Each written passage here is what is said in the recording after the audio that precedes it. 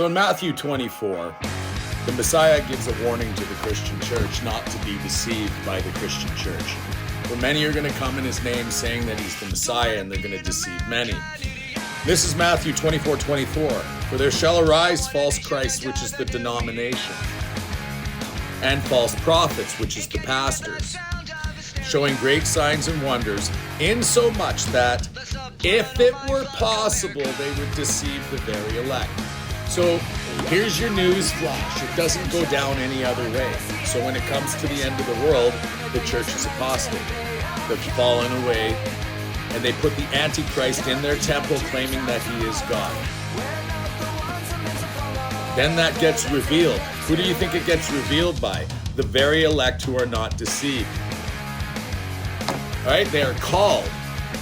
The remnant is called. How beautiful are the feet of them who bring good tidings of good, who publish peace, which is the covenant of peace.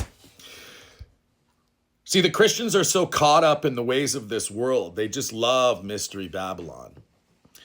And that's why you were warned, don't be deceived by them. It doesn't go down any other way.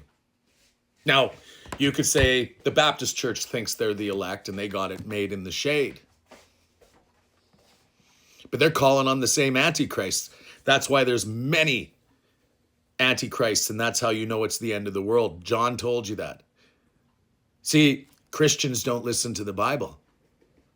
They're too busy, caught up in the ways of the world. And you know why?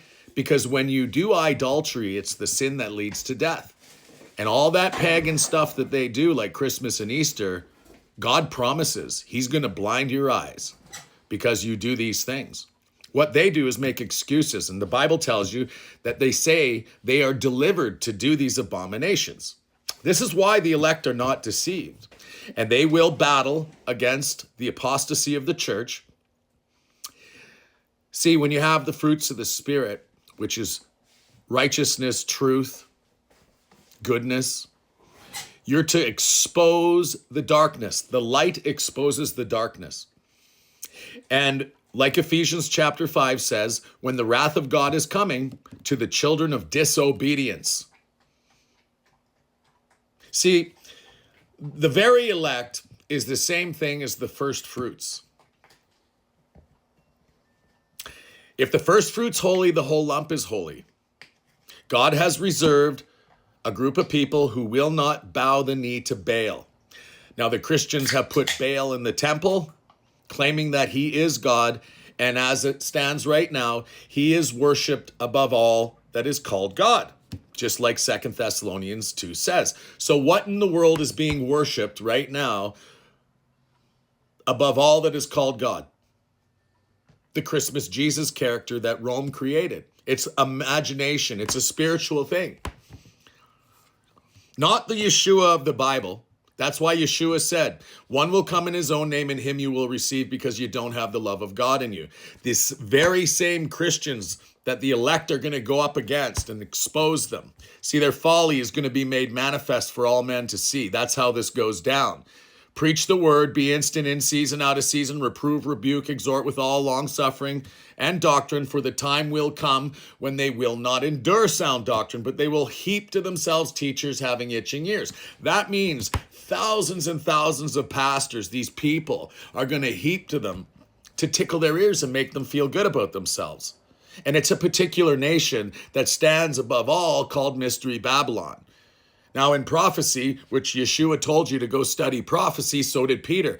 But Peter was talking to the beloved. The beloved are the very elect. The very elect are going to listen to the word of God. They're going to take the warnings. They're not going to be deceived. If it were possible, they would be deceived, but it's not possible. And Christians are not going to accept that. So the reason why the Messiah sends his angel to say to Babylon, come out of her, my people, is just an old prophecy in Zechariah chapter 2, which is all about the 6 seals. Zechariah 1, Zechariah 2, Zechariah 3, Zechariah 4, all the way to 6. It's talking about the 7 seals, It's talking about the 7 seals of Revelation. You'll never understand the 7 seals of Revelation without Zechariah 1 to 6 and Ezekiel 1 to 10. Well, Christians don't know that because they're deceived. They don't care. All right? What they want to hear is that they're saved. And the Bible tells you about those people. They're the ones that desire the day of the Lord. And God says, what end is it to them? See, he's really ticked off at the church. But the church, of course, because they're entitled babies, they think that they're special because they're saved by unmerited favor. And they've been being told this their whole lives. And they're in that cognitive dissonance. You see, you were told, I was told, everybody was told, do not be deceived. That's the sign of the end and his coming. And Paul says the same thing. To preach the word, be instant in season, out of season, because they're not going to listen to sound doctrine. That's what it means to watch. Go and prove what the Bible really says. And the reason why you do that is because God has elected certain people to hear. God is the one that does the increase. You preach the word, you water the seeds that are growing, but he's the one that does the increase. See, he knows every man's heart. Are they willing to do the will of the Father?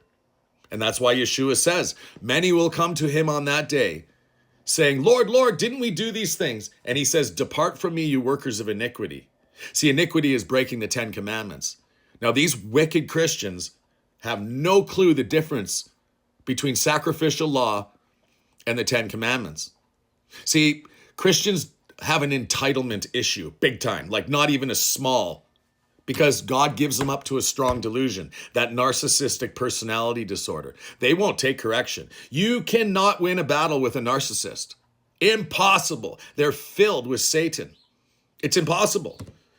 They're in their strong delusion of grandiose opinion of their, even Romans 1 tells you, professing themselves to be wise, they became fools because they hold the truth of God in unrighteousness. Unrighteousness is breaking the 10 commandments.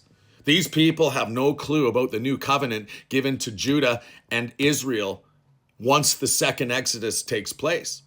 They're in the times of refreshing, but they will not hear. The Bible tells you this. They will not enter into God's rest, and so the wrath of God is appointed unto them. You see, Hebrews 3 and 4 is talking about what Psalm 95 already said. These people don't read the Bible like that. Nope. What they do is they read a verse, cherry pick it, put it on their shoulder. This is me. Look at me. I'm so pretty.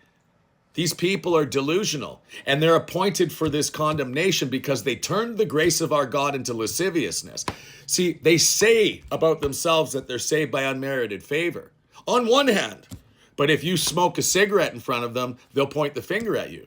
So people who smoke cigarettes, they're not saved by unmerited favor. Only those who believe, and they got 45,000 different denominations that all have the similar mindset of a grandiose opinion of themselves because they were trained that way by the wolves in the church, as the wolves are just picking their pockets, telling them what they want to hear. And in fact, in Mystery Babylon, that whole country believes they sit a queen. They believe they're the best. It's par for the course, right? You know, the reflection of the way the country behaves, claiming that they're 2/3 Christian. The whole world can see they're in a glass house because they brag about themselves. Their whole system brags. They got Hollywood.